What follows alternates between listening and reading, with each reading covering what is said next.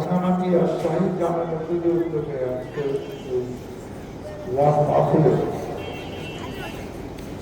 সম্মানিত সভাপতি আল্লাহ দরজা আবুল খান উপস্থিত রাজনৈতিক দলের নেতৃবৃন্দ, এলাকার মুরব্বিয়া, মুসলিম ভাইরা, প্রতিমন্ত্রী এবং মাদ্রাসা আজকে সাহায্য প্রদত্ত অনুষ্ঠানে অনেক মাদ্রাসার ছাত্রকে দেখতে পাচ্ছি এবং বাড়িতে বসে যে সকল মা বোনেরা আমাদের বক্তব্য শুনছেন, আসসালামু আলাইকুম। এক সময় এই রাঙামাটিতে অনেক আগের কথা বলছি, আমি 96-এ এলাকার জনগণের ভোটে প্রথমবার সংসদ সদস্য হই, আবার 2001 সালে গানের শেষ মার্কা নিয়ে দ্বিতীয়বার সংসদ সদস্য হই। তো ওইখানে কিন্তু আমরা কাউকে চিন্তা না, আমার মনে হয় না যে এক বেশি বাড়িঘর ছিল, এই মোহাম্মদের বাড়িতে এদের বাড়িঘর ছিল। এখন তো অনেক বসতি হয়ে গেছে, অনেক বাড়িঘর চলে আসছে। আর আমরা তো এই 15-16-17 বছর এলাকাও থাকতে পারবো না, পালিয়ে পালিয়ে বেড়ে গেছে। আর দেখেন আমাদের পালানোর সাথে সম্পর্ক আছে। এই বিগত দিনগুলোতে অনেক জায়গায় করতে যাওয়া হয় না।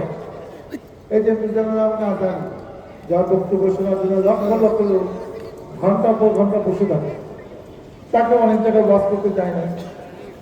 আজকে তারেক মনোয়ার, আমি হামজা, এদের তো জেলে যেতে হয়েছে, দেশ থেকে পালিয়ে যেতে হয়েছে। মানে আমি একটা জিনিস বুঝি না, যে দেশে 90% লোক মুসলমান, সেখানে মুসলমানদের জন্য মুসলমানরা শুনতে পারবে না, এটা কারা শুনবে? কেন কেন করতে দেওয়া হবে? এগুলো আমরা 15-16 বছর দেখেছি। এখন আল্লাহ বিচার আল্লাহ করছে এবং এবছর এত ওয়াজ হচ্ছে, আমার কাছে মনে হচ্ছে আমি এবছর নভেম্বর মাস থেকে শুরু করে 60-70টা ওয়াজে আমার যোগদানের সুযোগ হয়েছে। হয়তো ওয়াজ হয়েছে সকালে 50, এত ওয়াজের দাওয়াত দেওয়ার সময় পায় না, কিংবা দাওয়াত দিলেও সব ওয়াজে যেতে পারিনি। এখন এ বছরটা যে উৎসব উদ্দীপনার মধ্য দিয়ে অনেক দুঃখ কষ্ট নিয়ে ওয়াজ অনেকে করলো, যৌতিক দিনে প্যান্ডেল ভেঙে ফেলছে, পুলিশ পারমিশন দেয় না, নানা রকম কাহিনী। সেই সব একটা ইসলামী জলসাতে এসে সেই ধরনের কথা বেশি বললে তো আর এই পরিবেশটা থাকে না। কিন্তু যেটা না বললেই না, দেখেন ওয়াজ মাহফিল তো এই কারণে আয়োজন করা হয় যে এখানে যারা ওয়াজ করে তারা দীর্ঘ অভিজ্ঞতা অর্জন করে, অনেক পরিবর্তন করে, এবং তারা অনেকের সাথে দীর্ঘদিন চলাফেরা করে এমন কিছু জানে যেটা আমরা অনেকে জানি, এবং তারা যেসব কথাগুলো বলার চেষ্টা করেন, ইসলামের ইতিহাস, মুসলমানদের ইতিহাস, আমাদের প্রিয় নবী আসলের জীবন আলোচ্য, কিভাবে উনি এই ইসলামকে সারা বিশ্বের দরবারে প্রতিষ্ঠা করে গেছেন, এবং দিন দিন এই ইসলামের পতাকা তুলে অনেক ঐক্যবদ্ধ হচ্ছে। আজকে 800 কোটি দেশের এই পৃথিবীতে প্রায় 200 কোটি মুসলমান বাস করে, এবং বাংলাদেশ একটা গুরুত্বপূর্ণ মুসলিম দেশ, যেখানে 18 কোটি লোকের মধ্যে 90% লোক বাস করে। সবচেয়ে বড় মুসলিম দেশ হল ইন্দোনেশিয়া, এবং যেখানে প্রায় 27-28 কোটি লোক বাস করে। আমি হজ করতে গিয়েছিলাম, সেখানে গিয়ে দেখি অনেক ইয়াং সুন্দর সুন্দর ছেলেরা হজ করতে আসে।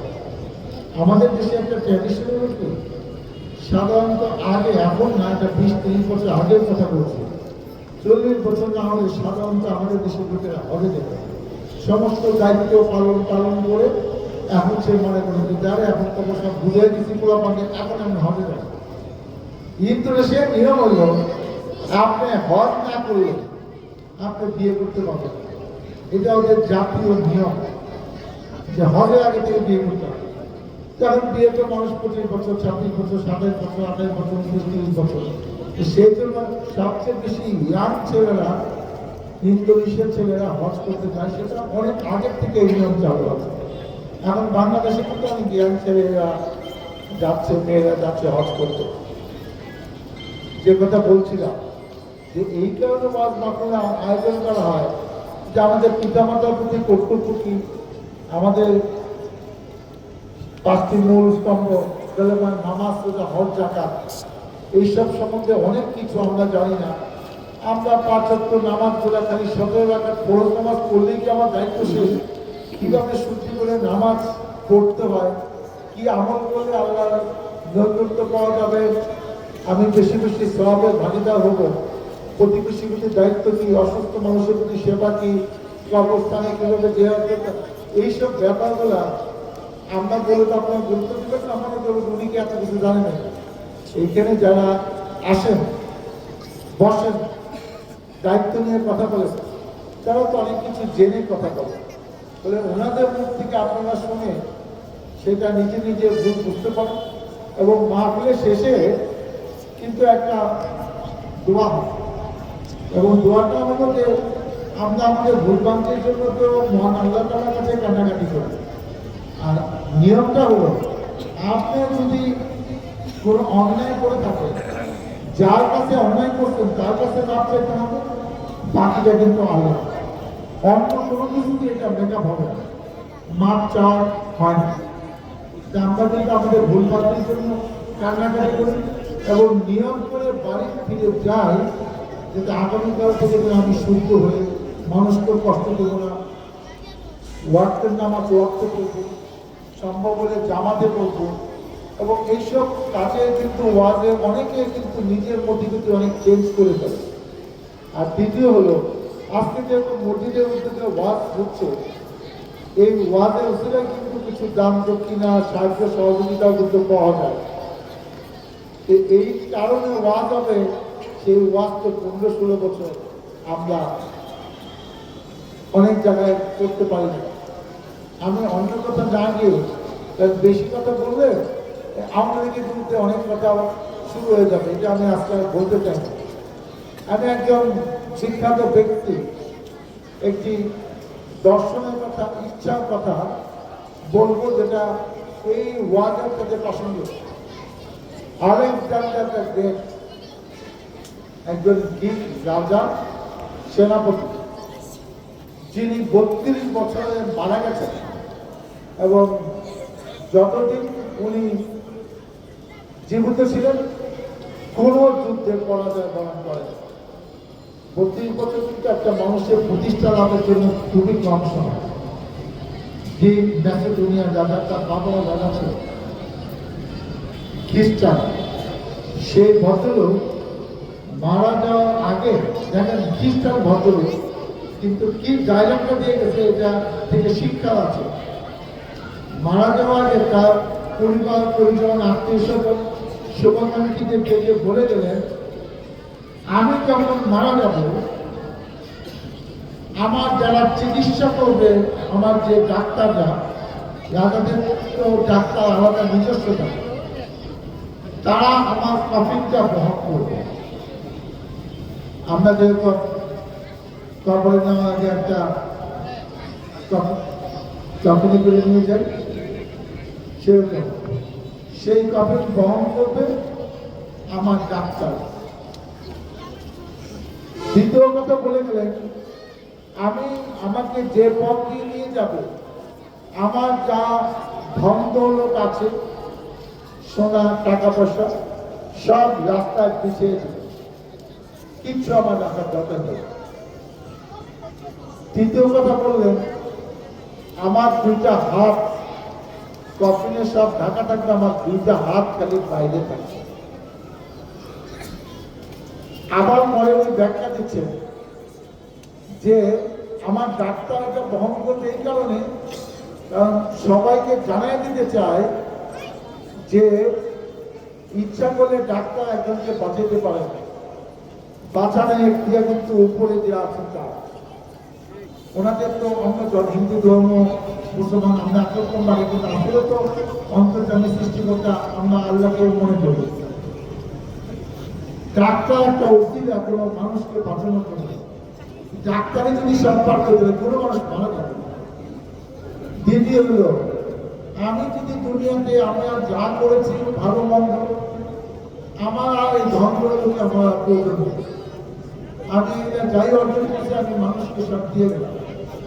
আর দ্বিতীয় হলো যে আমি দুনিয়াতে জন্মগ্রহণ করছিলাম তখন আমার হাত খালি ছিল, আমি শূন্য হাতে পৃথিবীতে আসছি এবং শূন্য হাতে চলে যাচ্ছি। সারা পৃথিবীর মানুষ দেখুক যে আসলে আমি যাওয়ার সময় কিছু নিয়ে যেতে পারি। এইটা আপনি যদি আমাদের ইসলাম ধর্মের সাথে মিলায় যে আপনি নিয়ে যাবেন আমল, ধন সম্পদ আপনি কবরে দিতে হবে। আজকে কত বছর, হাজার হাজার বছর আগে এই সেনানায়ক যে কথাটা বলে গেলেন, আমরা এটা শুনতে ভালো লাগে, আমরা তো নিজেরা এটা মানি না, বলিও না, করিও না। বাস্তবতা হলো যে আমরা মারা গেলে আমাদের ন্যায় অন্যায় আমল নামা সব বিচার কিন্তু হবে এবং সেইটার হিসাব নিকাশ করে আমাকে কিন্তু বেহেশত না দুচোখ সেইটা বিচার কিন্তু রায় দেবে। আমরা শুধু ওই বিপদের সময় আল্লাহকে না ডেকে আল্লাহকে যেন সার্বক্ষণ সব সময় সারা বছর প্রতি মুহূর্ত ডাকি, তাহলে আমাদের জন্য সামনে কিছু ভালো থাকলেও থাকতে পারে। নিজে নিজে অনেক কিছু করে অনেক কিছু হওয়া যায় না, যতক্ষণ অনেক মানুষ আল্লাহর ইচ্ছা আমাদের উপর না বর্তায়। আমি বেশি কিছু না বলে এখানে অনেক ইয়াং ছেলে পেলেদের দেখতে চাচ্ছি যে অনেক বছর পরে এলাকায় আসতাম, আবার অনেকে তো ভুলে গেছে যে উনি নাকি এমপি ছিল, সেটা আবার কবে। আমার বাবার নাম জওয়ান মোহাম্মদ ইকবাল। উনি 1943 থেকে 88 সাল পর্যন্ত 45 বছর আশুলিয়া, পরে স্বাধীনতার পরে আমার জনসাব আশুলিয়া ইউনিয়ন থেকে ভাগ করে ফেলেন। উনি তখন এমপি ছিলেন। ইয়ারপুরে একটানা 9 বার চেয়ারম্যান ছিলেন এবং উনি 1979 সালে এই সাভার এলাকায়, যখন কাশিমপুর কোনাবাড়ি সাভারের সাথে ছিল একটা নির্বাচনী এলাকা, ধানের শীষ বাঙ্গানিয়া এই এলাকায় এমপি হয়েছিল। উনি 90 সালে মারা যায় এবং 86-88 নির্বাচন বিএনপি যায়। নেক্সট নির্বাচন বিএনপি যায় 91 সালে। আমি ক্যাডেট কলেজে পড়াশোনা করেছি, মির্জাপুর ক্যাডেট কলেজে। ময়মনসিংহ মেডিকেল কলেজ থেকে আমি এমবিবিএস পাস করেছি, bachelor of medicine, bachelor surgeon. তারপর সেখান থেকে পাস করে আমি 10ম বিসিএস পরীক্ষায় পাস করে 5 বছর সরকারি চাকরি করছি। পরে 96-এ ইলেকশনের আগে আমাকে রিজাইন করতে হলো, কারণ সরকারি নিয়ম হলো যে আপনি সরকারি চাকরি করা অবস্থায় সংসদ নির্বাচনের মনোনয়নপত্র জমা দেওয়া যাবে না। সেই কারণে আমি সরকারি চাকরি ছেড়ে 96 সালে জুন মাসে আমি আপনাদের ভোটে আমি প্রথমবার এমপি হলাম। আবার 2001 সালে অক্টোবরে দ্বিতীয়বার আমি এমপি হলাম। তারপরে ইতিহাস আপনারা অনেক জানেন যে 2008 সালে নির্বাচনে গিয়েছি, 24 সালে বিএনপি যায় নাই, 18 সালে দিনের উপর দাঁড় হয়েছে, 24 সালে যায় নাই। এই বিএনপির সাথেই ছিলাম। আমি 93-তে ইয়ারপুর ইউনিয়ন বিএনপি সভাপতি ছিলাম। আমি 2011 সালে আশুলিয়া থানা বিএনপি সভাপতি ছিলাম। আমি 2016 সালে ঢাকা জেলা বিএনপি সভাপতি ছিলাম। এখনো সহ পরিবার কল্যাণ সম্পাদক বিএনপি কেন্দ্রীয় কমিটি। এবং আমার ছোট ভাই এই বিপ্লব ইয়ারপুর ইউনিয়নের 2বার চেয়ারম্যান ছিল, 2003 সালে এবং 2008 সালে। 2014 সালে সে ভাইস চেয়ারম্যান নির্বাচিত হয়েছে। আমার বোনের হাজব্যান্ড হুমায়ুন ভাই আশুলিয়া ইউনিয়নে 1984 থেকে 2011 29 বছর একটানা চেয়ারম্যান ছিল। আমরা একটা রাজনৈতিক পরিবারের সন্তান, কিন্তু 15-16 বছর এলাকায় আসতে পারি না। আমি এই আওয়ামী লীগের সময় মাত্র 3বার জেলে গিয়েছি। এখনো আমার নামে 53টি মামলা আছে, 10-15টি মামলা খারিজ হচ্ছে। এগুলাও নাকি থাকবো না সরকার করছে, কিন্তু এখনো বুঝতেছি না থাকবো কি থাকবো না। আল্লাহ কাছে মাঝে মাঝে দোয়া করি, কতদিন হায়াত কাটতে জানি না, কবরে দেওয়ার আগে কোনো মামলাগুলো না থাকে তাহলে আত্মাটা শান্তি পাবে। এখন আর কোনো মামলা টাকা নাই। আমি ওই আলেকজান্ডার গেটের মতো শূন্য হাতে হাতে শূন্য গেছি, মামলা নিয়ে আমি কবরে যেতে চাই না। আমি যে কথাটা বলতে চাচ্ছি যে ভাগ্যে কি আছে জানি না। বাবা যতদিন জীবিত ছিলেন মানুষের কল্যাণে কাজ করেছেন, মানুষের পাশে ছিলেন। এর জন্য এলাকা বয়স্ক মানুষরা আছেন তাকে অনেক সম্মান করে। হয়তো বাবার মতো আমি এত সম্মানিত হতে পারি না, কিন্তু ওই আদর্শ নীতিটা আছে। আমারও ইচ্ছা আছে, ভাগ্যে কি আছে জানি না, যতদিন বেঁচে থাকবো মানুষের জন্য মানুষের সাথে থেকে যেন জনগণের কল্যাণ করতে পারি। মহান আল্লাহ তাআলা আমাদের কথা সেই তৌফিক দেন। আজকে এই ওয়াজ মাহফিল অনেকদিন পর তারা বলেছেন যে 16 বছর পরে এখানে একটু ওয়াজ হয়েছে। আমি নিজেকে সৌভাগ্যবান মনে করলাম যে এত বছর পরে সেই ওয়াজে আমি একজন ক্ষুদ্র বান্দা হিসেবে এখানে উপস্থিত থাকতে পারলাম। নিজেকে খুব ভালো লাগছে। আর যে কথা বললাম যে ওয়াজ মাহফিলে কিছু টাকা পয়সা কালেকশন হয়, এখন তো আর সরকারের মতন আমি দিতে পারবো না। তা আমি ব্যক্তিগতভাবে 25,000 টাকা নগদ অনুদান এই মসজিদের জন্য আমি দিয়ে যাচ্ছি। আপনারা আমার জন্য, আমার বাবার জন্য দোয়া করবেন যেন আপনাদের পাশে আমি, আমার পরিবার আগামী দিনে প্রতি মুহূর্ত শেষ দিন পর্যন্ত আপনাদের পাশে থাকতে পারি। আল্লাহ যেন আমাদের সেই তৌফিক দেন। আল্লাহ হাফেজ। বাংলাদেশ জিন্দাবাদ।